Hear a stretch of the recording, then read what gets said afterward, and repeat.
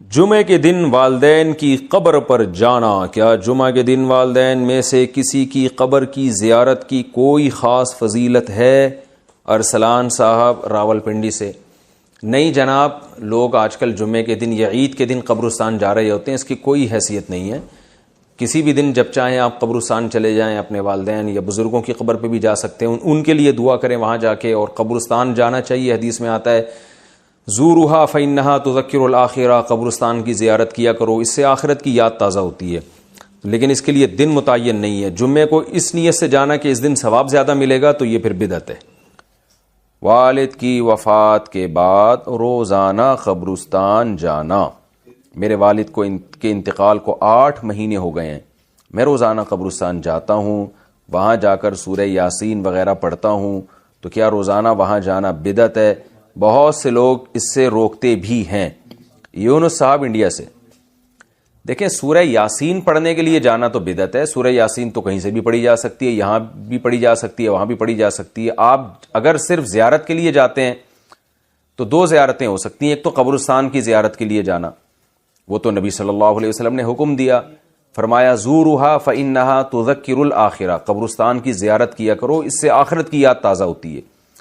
تو جتنی زیادہ زیارت کریں آپ، روزانہ جائیں، روزانہ آخرت قبر کو یاد کرنے کے لیے تو روز جانا بھی فضیلت ہے، اس میں کوئی ممانعت کی کوئی دلیل نہیں، کیونکہ جب نبی نے حکم دے دیا تو ہر آدمی اپنی استطاعت کے بقدر جا سکتا ہے۔ دوسرا مسئلہ ہے اسپیشل والد کی قبر کے لیے جانا، تو اس کا بھی حدیث سے ہمیں ثبوت ملتا ہے۔ نبی صلی اللہ علیہ وسلم نے اللہ سے اجازت مانگی کہ اپنی والدہ کی قبر کی آپ کو اجازت دی جائے، ان کی زیارت کی، تو اللہ نے اجازت دے دی۔ تو والدہ سے محبت تھی، اسی وجہ سے رسول اللہ صلی اللہ علیہ وسلم اپنی والدہ کی قبر کی زیارت کے لیے گئے۔ تو انسان کو جس سے محبت ہوتی ہے، ظاہر ہے اس کی ہر چیز سے محبت ہوتی ہے۔ تو والد سے اگر آپ کو محبت ہے تو ان کی قبر کی زیارت کا دل چاہتا ہے انسان کا، میں جا کے اپنے والد کی قبر کی زیارت کروں۔ لیکن اسپیشل دعا مانگنا کے لیے جانا یا تلاوت کے لیے جانا، اس میں جانے کی ضرورت نہیں ہے، وہ دعا ہر جگہ سے قبول ہوتی ہے، ایصال ثواب ہر جگہ سے ہوتا ہے۔ تو اس نیت سے آپ نہ جائیں، ہاں جانے کے بعد آپ وہاں دعا کریں یا کچھ تلاوت کر لیں تو وہ جائز ہے۔ ایک ہے گئے اور آپ کو خیال آیا کہ خاموش بیٹھنے سے بہتر ہے کہ میں اپنے والد کے لیے دعا کروں، تو یہ بہت اچھی بات ہے۔ لیکن یہ سمجھنا کہ وہیں جا کے تلاوت کروں گا تو زیادہ فائدہ ہوگا، وہیں جا کے دعا مانگوں گا، تو ٹھیک ہے، وہاں جا کے دعا مانگنے میں ذرا استحضار زیادہ ہوتا ہے، اس لحاظ سے تو بہرحال فائدے کی چیز ہے، لیکن ایسی چیزیں آہستہ آہستہ بدعت بن جاتی ہیں۔ تو اس لیے آپ روزانہ والد صاحب کی قبر کی زیارت کریں تو کوئی گناہ نہیں ہے، لیکن اس زیارت کی بیس والد صاحب سے محبت ہونی چاہیے۔ پھر وہاں جا کے فضول بیٹھنے کے بجائے آپ سورہ یاسین پڑھ لیں یا دعا مانگ لیں والد صاحب کے لیے، تو یہ بھی ایک ثواب کا عمل ہے، اس کے بھی ناجائز ہونے کی کوئی دلیل نہیں ہے۔ لیکن یہ کانسیپٹ کہ یہاں سے ثواب پہنچاؤں گا تو کم پہنچے گا، وہاں جا کے یاسین پڑھوں گا تو زیادہ ثواب ملے گا، یہ تصور 100% غلط ہے۔ قبرستان میں ہاتھ اٹھا کر دعا کرنا، کیا قبرستان میں ہاتھ اٹھا کر دعا کر سکتے ہیں؟ کر سکتے ہیں، ناجائز ہونے کی کوئی دلیل نہیں ہے۔ البتہ جہاں یہ خطرہ ہو، شرک کا وہم ہو، جیسے کوئی مزار ہے یا ایسا قبرستان ہے جہاں لوگ مردوں سے دعائیں مانگتے ہیں، وہاں آپ بھی ہاتھ اٹھا کے دعا مانگو گے تو یہ وہم ہو سکتا ہے کہ آپ بھی قبر سے مانگ رہے ہو۔ تو ایسی وہم والی جگہوں پہ بہتر یہی ہے کہ ہاتھ اٹھا کے دعا نہ مانگی جائے، تاکہ شرک کا دروازہ نہ کھلے اور لوگ آپ کے بارے میں بدگمان نہ ہو۔ لیکن جہاں ایسا نہیں ہے، جیسے سعودی عرب میں تو اس کا تصور نہیں ہے کوئی قبر سے مانگ رہا ہو، تو وہاں اللہ کا فضل ہے کہ یہ قبر پرستی نہیں ہے وہاں، جیسے ہمارے انڈیا پاکستان میں جو بدعتیوں نے شروع کی ہوئی ہے۔ سعودی عرب میں تصور نہیں ہے۔ اب وہاں اگر کوئی ہاتھ اٹھا کے دعا مانگ رہا ہے تو کوئی وہم بھی نہیں کر سکتا کہ قبر سے مانگ رہا ہے، لیکن بہرحال ذرا سا بھی وہم کا اندیشہ ہو کہ قبر سے تو نہیں مانگ رہا، تو پھر ہاتھ اٹھا کے دعا نہیں مانگنی چاہیے۔ میرا معمول یہ ہے کہ میں جب قبر پہ دعا مانگتا ہوں تو ہاتھ جب اٹھاتا ہوں تو رخ قبلے کی طرف کر لیتا ہوں، اس میں یہ فائدہ ہوتا ہے کہ یہ وہم ہی ختم ہو جاتا ہے۔ تو آپ کا رخ قبر کی طرف ہو اور پھر قبلے کی طرف ہو، تو صاحب قبر کے لیے آپ دعا مانگ لیں تو یہ کوئی حرج نہیں ہے اس میں۔ جنازے کے سامنے قرآن پڑھنے کی حقیقت۔ جنازے کے سامنے جو لوگ قرآن پڑھتے ہیں یا سورہ یاسین پڑھتے ہیں، کیا یہ عمل حدیث سے ثابت ہے یا بدعت ہے؟ عبد الصمد صاحب نے انڈیا سے پوچھا ہے۔ جنازے کے سامنے اسپیشل جنازے کی وجہ سے قرآن پڑھنا یا سورہ یاسین پڑھنا، میرے علم میں ایسی کوئی حدیث نہیں ہے۔ تو اور جب تک جنازے کو نہلایا نہ گیا ہو تو اس کے سامنے تلاوت کرنے کو فقہاء نے غلط لکھا ہے، ناجائز لکھا ہے۔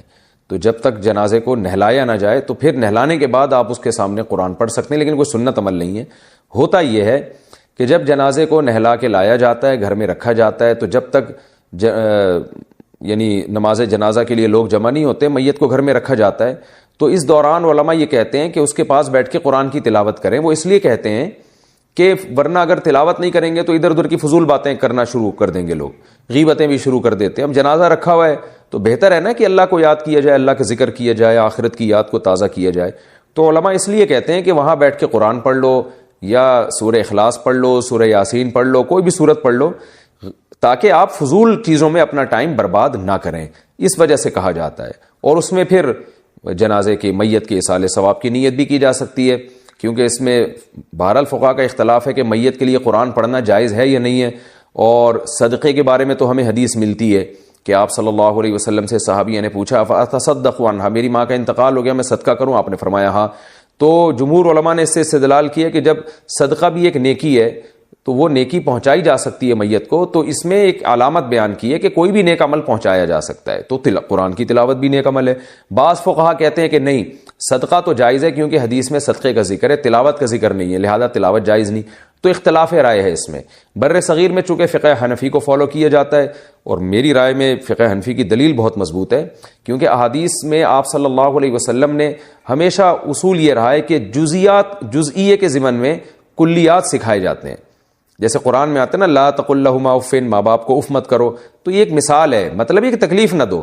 تو اسی طرح جو حدیث میں آتا ہے صدقہ کر سکتے ہو میت کے لیے، تو ایک مثال ہے، مطلب یہ کہ کوئی بھی نیکی کی جا سکتی ہے۔ اور دوسری بات یہ کہ حنفیہ کا جو قول ہے نا، اس میں ذرا وسعت زیادہ ہے، اللہ کی رحمت کو آپ پھیلا دیتے ہیں کہ بھئی اگر میت کے لیے تلاوت بھی جائز ہونے کا ہم فتویٰ دیں گے تو اس سے اس بہانے لوگ تلاوت کریں گے، ثواب حاصل کریں گے، اور اللہ سے امید ہے کہ اللہ اس میت کو اس ثواب پہنچائے گا، تو اچھا ہے نا، اللہ کی رحمت سے اچھی امیدیں لگائیں۔ تو ویسے بھی شریعت کا مزاج ہے کہ جس چیز میں رحمت والا عنصر غالب ہو اس قول پہ آپ کو فتویٰ دینا چاہیے، یہ ہماری رائے ہے۔ اگر کوئی اس سے اختلاف کرتا ہے تو وہ اس کا اپنا مسئلہ ہے۔ تو اس لیے جنازے کے پاس قرآن پڑھنا الگ سے کوئی اس کی فضیلت ہمارے علم میں نہیں ہے حدیث میں، لیکن کہا اس لیے جاتا ہے کہ وہاں بیٹھ کے ادھر ادھر کی باتیں کرنے سے بہتر ہے کہ آپ قرآن پڑھ لیں۔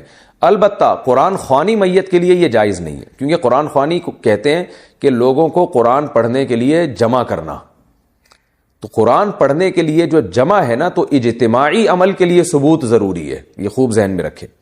جیسے آپ اپنے طور پر 2 نفل کبھی بھی پڑھ لیں، جائز ہے، لیکن اگر آپ لاؤڈ سپیکر میں اعلان کرتے ہو یا کارڈ چھپواتے ہو یا منادی کراتے ہو آؤ میں اشراق کے 2 نوافل پڑھ رہا ہوں، تمام حضرات سے گزارش ہے کہ مسجد میں آ جائیں، اب یہ اجتماعی عمل بن گیا، یہ بدعت ہو جائے گا۔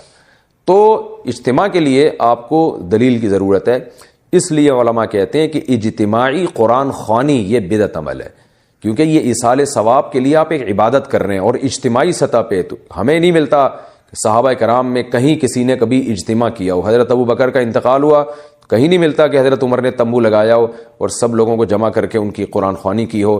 حضرت عمر کی شہادت ہوئی تو کہیں نہیں ملتا کہ حضرت عثمان نے ان کے لیے قرآن خوانی کی ہو، یہ ثابت نہیں ہے، اور اس پر علماء کے فتاوی بھی موجود ہیں۔ البتہ برکت کے لیے قرآن خوانی ایک الگ چیز ہے، برکت کے لیے یعنی مکان دکان کی برکت میں جو قرآن خوانی ہے وہ عبادت نہیں ہے، وہ از قبیل رقیہ ہے، رقیہ دم، تو اس کے لیے ثبوت کی ضرورت نہیں ہے۔ لیکن بہرحال بعض علماء اس کو بھی بدعت اس لیے کہتے ہیں، بدعت تو نہیں، یعنی بدعت کی تائید کا ذریعہ بنتی ہے۔ تو بعض علماء کہتے ہیں کہ اس زمانے میں برکت کے لیے بھی قرآن خوانی نہیں کرنی چاہیے، بلکہ برکت کے لیے گھر کے اپنے لوگ مل کے قرآن پڑھ لیں یا نماز پڑھ لیں یا دعا مانگ لیں۔ لیکن بہرحال اگر کوئی برکت کے لیے قرآن خوانی کرواتا بھی ہے تو اس کی بہرحال گنجائش موجود ہے، احتیاط اسی میں ہے کہ اس کو ترک کیا جائے، کیونکہ لوگ ایصال ثواب اور برکت والی قرآن خوانی میں فرق محسوس نہیں کرتے، تو وہ دونوں کو ایک ہی سمجھتے ہیں، اس سے پھر بدعت کی تائید ہوتی ہے۔